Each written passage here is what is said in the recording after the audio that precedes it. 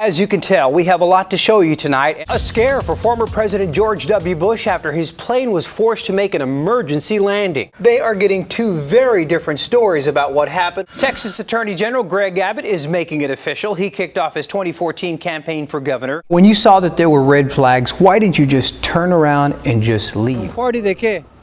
Party.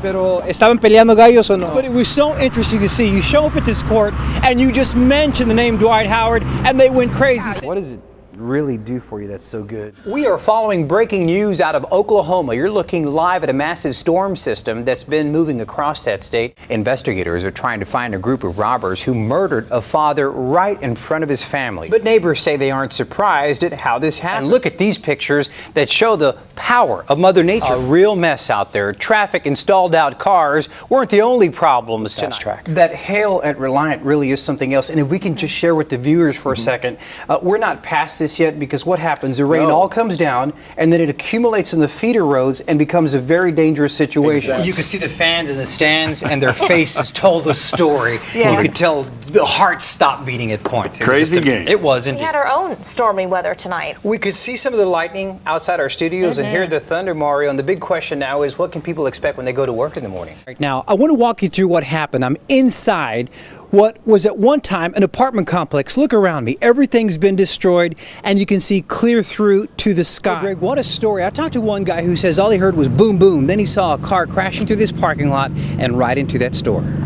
Hi, my name is Mimi Valdez, and this is my first time to the Jerusalem Hospital. I'm very excited. Excited because she couldn't wait to reshape her body after losing 130 pounds. You're tired, it's heavy. It's loose skin. It's just hard to live like that. Valdez and her niece, Chrissy, say they chose Hospital Jerusalem in Tijuana, Mexico, because doctors there promised the work would be done for $5,000. They thought they had found the perfect place. Your happiness is right around the corner. But the Houston women say nothing could have been further from the truth. They sent us some graphic photos to help prove their point. Immediately after the bandages were moved, I took a look in the mirror at my breasts. I had skin hanging out of the incisions. Chrissy, who asked us not to use her last name, had lost 150 pounds. The mommy makeover she wanted so badly was a disaster.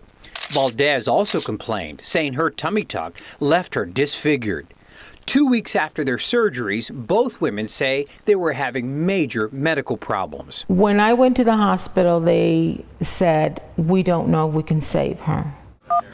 We tried calling Hospital Jerusalem for a response. A spokesman told us we can't acknowledge if a patient was in the hospital. We declined based on the Patient Privacy Act.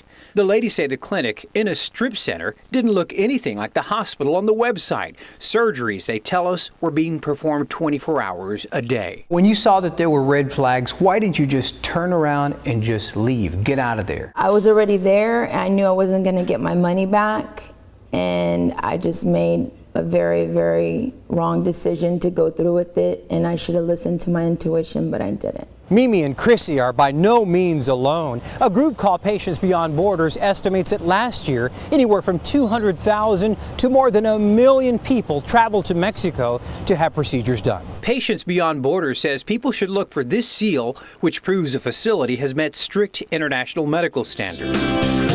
Malaysia. Foreign doctors are fighting more than ever to get patients from the U.S. by offering medical procedures at a lower price. Do their homework. Watch out, says the head of Houston Society of Plastic Surgeons. Generally speaking, the surgeon who is providing a deeply discounted fee is not the surgeon who is well qualified. Mimi and Chrissy did a lot of research before risking their lives in Mexico. Now they say the clinic won't even acknowledge they were patients. Many times I said, why did I do this?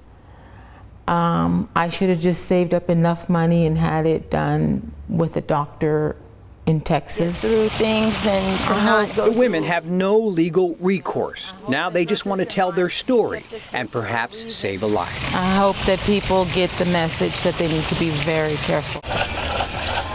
Got 21 feet there. If there is anybody who knows how to measure and count, it's Rigo Gonzalez. 24 feet there. But the home appraiser does it best. 1, 2, 3. When teaching kids to play instruments used in Tejano music. Does it tell a story? It does tell a story. Most of the stuff you'll hear is, people working hard, trying to make a living. It's almost like country music.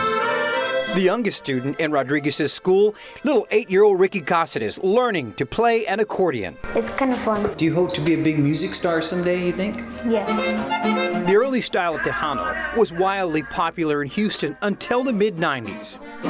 It was during that time that Tejano music all but went off the radio airwaves in Houston. Artists just couldn't sell the music, all because of a lack of star power. Selena's death left a gaping hole in Tejano music, and since then, things have never been the same.